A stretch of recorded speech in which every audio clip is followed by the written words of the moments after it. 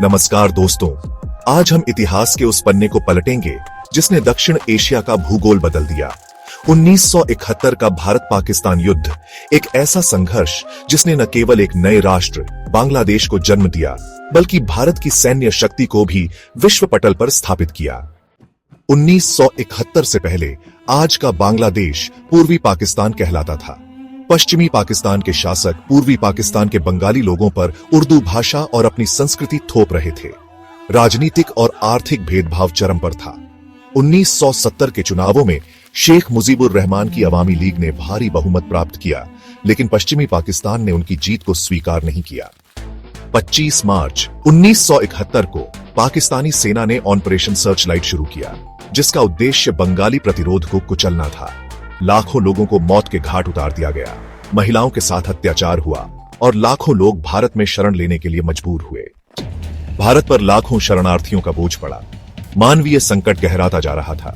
प्रधानमंत्री इंदिरा गांधी ने अंतर्राष्ट्रीय समुदाय से हस्तक्षेप करने की अपील की, लेकिन कोई ठोस कार्रवाई नहीं हुई। तब उन्होंने भारतीय सेना को तैयार रहने का आदेश दिया। अप्रैल 1971 से भारतीय सेना ने मुक्ति वाहिनी के लड़ाकों को प्रशिक्षण और हथियार देना शुरू किया। मुक्ति वाहिनी पूर्वी पाकिस्तान के बंगाली लड़ाकों का एक समूह था, जो पाकिस्तानी सेना के खिलाफ लड़ रहे थे। 3 दिसंबर 1971 को पाकिस्तानी वायुसेना ने भारत के कई हवाई अड्डों पर हमला किया। यह युद्ध की औपचारिक शुरुआत थी। भारतीय सेना ने तुरंत जवाबी कार्रवाई की। भारतीय सेना ने पूर्वी और पश्चिमी दोनों मोर्चों पर एक साथ लड़ाई लड़ी। पूर्वी मोर्चे पर भारतीय सेना ने मुक्ति वाहिनी के साथ मिलकर तेजी से प्रगति की। भारतीय नौसेना ने बंगाल की खाड़ी में पाकिस्तानी नौसेना को पंगु बना दिया। भारतीय वायुसेना ने हवाई श्रेष्ठता स्थापित की।